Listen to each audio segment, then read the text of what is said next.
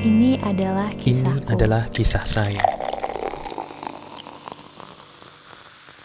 Halo teman-teman, apa kabar? Ada saya kembali, Aryan Surya, sahabat baik kamu dari Pagar Kehidupan. Ini bener loh, ternyata banyak sahabat Pagar Kehidupan, termasuk jangan-jangan kamu nih, yang secara gak sadar pernah melakukan ini kok.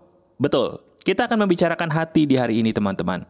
Dan banyak yang tidak sadar bahwa ternyata hati itu sangat penting, terutama kalau kita pengen melipat gandakan rezeki atau bahkan memancing jodoh. Apapun deh, seizin Tuhan, kalau kita pengen pancing dalam jumlah yang besar, perhatikan dulu aturan hati yang satu ini. Gimana caranya? Yuk kita langsung aja. Jadi gini teman-teman, seperti yang kamu tahu, kalau memang kisah Quora itu biasanya saya ambil dari banyak kisah di luar sana yang saya itu gatel gitu loh, pengen nolongin, ya akhirnya jadi nih materi keren yang kamu tonton satu ini. Jadi gini kisahnya. Ada orang yang dia bahkan mungkin sama seperti kamu ya, saya pun juga pernah mengalami ini di masa lalu. Pernah nggak diri kamu merasa jadi orang itu rasanya minus banget? Jadi bukan nol lagi ya, tapi rasanya tuh minus. Perasaan minus tuh gimana? Di saat kita menjalani segala sesuatu, kok rasanya bukan jenuh lagi, tapi ada semacam kayak halangan yang tak kenapa, maaf banget ya, membuat kita kayak nggak pengen lagi deh hidup di hari ini. Pernah nggak kamu di posisi seperti itu? Kabar baiknya, saya juga pernah di masa lalu seperti kamu. Loh, Mas, kok itu kabar baik? Bukannya itu kabar buruk? Kabar baik dong. Justru gara-gara saya pernah mengalami itu, jadi materi emas ini. Sekarang, emang bisa Mas menjadikan saya yang lagi minus ini terus tiba-tiba berkelimpahan gitu, jadi orang yang seizin Tuhan positif? Bisa, asal kamu tahu tata caranya. Saya langsung jabarin aja. Tolong dengerin baik-baik, ini logis dan penting banget. Jadi gini teman-teman, selama ini kita selalu berpikir bahwa yang namanya hati ini gak bisa kita kendalikan. Coba ingat kapan terakhir kali kamu ngerasa sedih banget? Sedih karena perilaku orang lain? Sedih karena perkataan orang lain? Pernah gak? Sering ya? Pertanyaannya, kok bisa ya Mas ada orang seperti itu? Kalau orang seperti itu dalam hidup saya, dia hadir dalam hidup saya Mas, wajar dong saya jadi minus kayak gini. Wajar juga nih akhir rezeki saya mampet, bahkan kehidupan saya berantakan. Betul nggak Mas? Ini dia. Ini sebuah keyakinan yang dulu saya pegang. Sama seperti kamu. Dan sadar nggak? Maaf banget ya, ini salah total. Loh maksudnya gimana? Gini, saya juga dulu pernah seperti kamu berpendapat bahwa mau gimana lagi? Kalau ada orang yang nyakitin saya, ada orang yang ngecewain saya, ya wajar dong Mas. Saya jadi kayak gini, kan saya nggak bisa mengendalikan perilaku orang. Betul nggak? Betul, setuju saya. Kita nggak bisa merubah orang bahkan. Paham banget saya ilmu itu. Tapi, ada tapinya. Diri kita memang tidak bisa merubah orang, tapi diri kita bisa merubah hati. Saya ulangi perkataan saya. Diri kita tidak bisa merubah orang, betul, tapi sadar deh, kita bisa merubah hati. Kamu sebagai sahabat saya bisa merubah hati. Nah sekarang, saya akan langsung mengajarkan bagaimana cara praktisnya untuk merubah hati dan kenapa merubah hati itu penting. Saya jelasin dulu kenapanya ya, supaya kamu sadar. Hati kamu itu nggak usah dibuat positif dulu kok untuk bisa mendapatkan keberlimpahan seizin Tuhan. Saya ulangi, hati kita, hati kamu, itu nggak perlu kok dibuat positif dulu supaya berkelimpahan. No. Hati kita tuh cukup dibuat menjadi 0 aja. Saya ulangi, hati kita nih cukup dibuat menjadi 0 aja. Menjadi 0 tuh maksudnya gimana Mas? Menjadi netral, menjadi kosong. Nah, sekarang saya tanya sama kamu. Maaf ya, pernah nggak di saat kamu lagi kecewa banget sama kejadian apapun yang terjadi, terus maaf nih, kamu lari ke hal-hal yang kamu tahu itu nggak bagus? Misalnya, mabok-mabokan mungkin, nyakitin tubuh sendiri mungkin, atau maaf deh, kamu jedot-jedotin pala, mukul-mukulin badan sendiri, teriak-teriak nggak jelas. Pernah seperti itu? Kalau pernah, itu wajar kok. Tahu nggak apa yang kamu cari di saat itu? Diri kamu tuh cuma pengen seolah-olah mengobati batin lagi. Tapi sayangnya caranya salah. Itu cuma jadi pelarian. Bener? Nah sekarang, pernah nggak diri kamu akhirnya capek melakukan perbuatan maksiat, perbuatan dosa gitu ya? Akhirnya iseng-iseng deh ibadah. Mungkin yang muslim sholat, atau mungkin yang keyakinan lain kamu berdoa gitu ya. Terus rasanya kok enak. Kamu tahu perasaan enak itu kenapa? Betul, karena di saat kita kembali kepada pencipta kita, di saat itulah kita kembali nol. Ini dia nih, ini yang banyak disalah kaprahkan orang. Dia pikir untuk menjadi dekat dengan Tuhan, kita tuh harus positif dulu mas. Harus suci dulu. Harus 100% patuh dulu. Oke dah di mata Tuhan. No. Justru di saat kita paling negatif, kita harus kembali ke Tuhan, nggak peduli kita tuh seberdosa apa. Kenapa?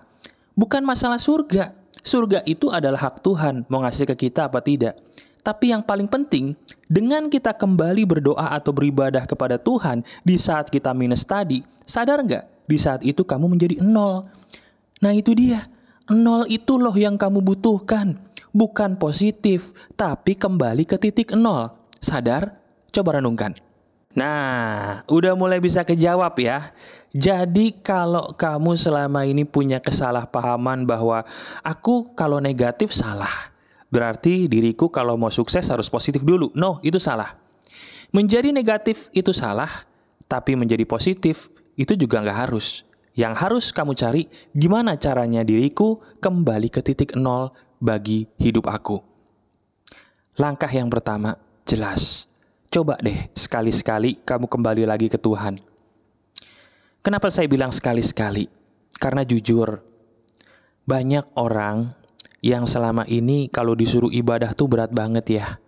Sampai akhirnya maaf banget nih, harus ninggalin mas. Saya tahu meninggalkan Tuhan itu salah. Saya paham banget bahwa ibadah itu harus. Tapi entah kenapa badan saya ngerasa gak nyaman mas kalau dipaksa ibadah. Betul gak? Nah sekarang saya sebagai sahabat kamu cuma pengen bilang gini. Coba deh sekali-sekali aja dulu. Gak usah berpikir bahwa diri kamu harus beribadah dengan sempurna. Sekali-sekali aja dulu ibadah lagi. Kamu rasakan ketenangan yang saya maksud. Benar kan ketika kamu sekali-sekali coba lagi ibadah nih setelah sekian lama enggak? Benar ya rasanya tenang? Nah sadar gak sih tenang ini kan yang kamu butuh? Perasaan nol ini membuat kamu berasa hadir di saat ini. Kamu tidak lagi takut dengan masa depan, dan pelan-pelan tapi pasti diri kamu kayak mulai bisa gitu nerima masa lalu yang nyakitin tadi. Coba kamu pikirin, saat itu kan yang sebenarnya kamu cari sekarang ini, saat seperti itu kan yang kamu butuhkan saat ini. Renungkan deh, benar nggak ucapan saya? Nah, sambil kamu fokus beribadah lagi pelan-pelan, tenang aja, saya punya cara selain ibadah yang bisa melengkapi ibadah kamu. Apa itu mas? Coba sekarang kamu buka jendela yuk. Buka korden, buka jendela, ini serius ya, bisa langsung kamu praktekin. Sekarang kamu lihat deh, di luar sana ada apa? Di luar sana ada ayat-ayat Tuhan. Saya ulangi, di luar sana ketika kamu membuka jendela, membuka korden, betul, di luar sana ada yang namanya ayat-ayat Tuhan. Loh mas, maksudnya apa nih? Saya kurang paham. Ayat-ayat Tuhan yang saya maksud itu adalah ciptaan dari Yang Maha Kuasa yang begitu luar biasa indah, tapi selama ini kamu abaikan. Coba lihat di luar ada apa? Kamu katakan kepada saya melalui hati. Ada langit? Bagus gak? Di samping langit ada apa? Ada awannya mungkin. Kalau kamu menonton ini malam, mungkin beruntung melihat bintang, paling tidak pasti ada sinar bulan yang indah. Di samping itu ada apa lagi? Ada hijaunya daun dari pepohonan yang bisa kamu lihat? Atau ada juga kicauan-kicauan burung? Ada semacam perpaduan warna dari rumah-rumah yang kamu bisa lihat sekarang di depan kamu, yang kalau dipelototin, kalau diliatin, kok indah juga ya mas perpaduannya? Nah itu loh maksud saya. Kebanyakan orang fokusnya beribadah di dalam rumah doang. Tapi mereka lupa bahwa di luar sana ada ayat-ayat Tuhan yang harus mereka lihat untuk melengkapi ibadah mereka. Tujuannya apa? Bukan untuk jadi orang super suci, tidak. Tapi untuk mengembalikan kita kembali netral, kembali ke titik nol. Karena bagaimanapun, ketika kita mencoba kembali kepada Tuhan, itu loh yang kita butuhin. Karena kita kembali ke titik nol dan menjadi tenang. Sadar nggak? Renungkan deh.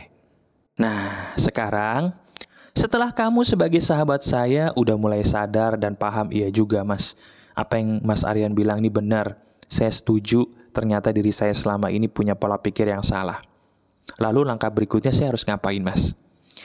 Selesai kamu beribadah, saya ulangi ya, selesai kamu beribadah, mau nggak kamu langsung buka jendela, kemudian kamu melihat alam?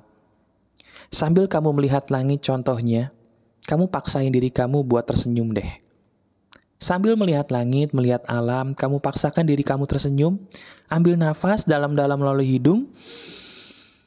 Sambil kamu menghembuskan, kamu katakan, saya memilih untuk menikmati apa yang Tuhan berikan di depan saya.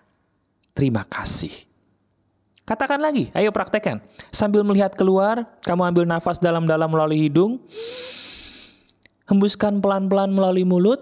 Kamu katakan, saya memilih untuk menikmati apa yang Tuhan berikan, ciptakan di depan saya. Terima kasih.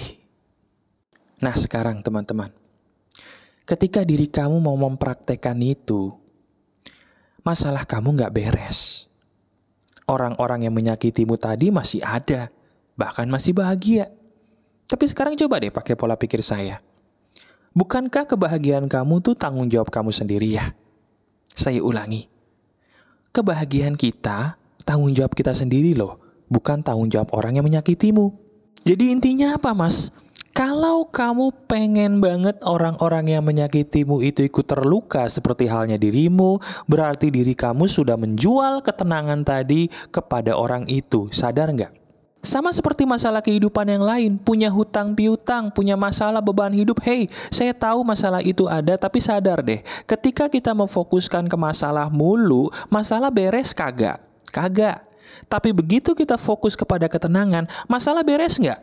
Enggak. Tapi bisa beres loh, karena kita lebih waras. Apa fungsinya kita ibadah? Apa fungsinya kamu meditasi? Mencapai ketenangan dan dekat kepada Tuhan, betul nggak? Karena di saat kamu dekat kepada Tuhan, masalah tetap ada, tapi pelan-pelan beres. Karena Tuhan itu berbicara di dalam ketenangan hati kamu. Saya ulangi, jawaban Tuhan ada pada ketenangan hati kamu, ketenangan hati kita. Jadi kalau kita pengen tahu jawaban Tuhan apa, jangan fokus menjadi orang yang positif banget. Nggak usah jadi orang super suci. Jadi orang yang tenang aja dulu. Lakukan apa yang saya suruh tadi, rasakan deh ketenangannya. Jawaban yang kamu butuhkan ada pada dirimu yang tenang. Saya ulangi, jawaban yang kamu cari ada pada dirimu yang tenang. Pertanyaannya, selama ini apa yang kamu lakukan?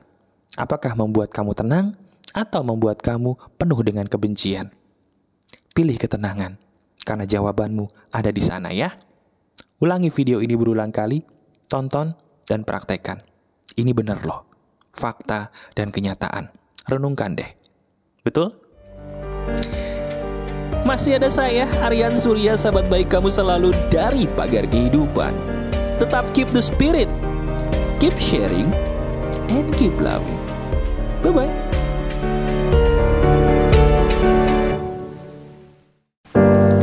Ini adalah kisahku. Ini adalah kisah saya.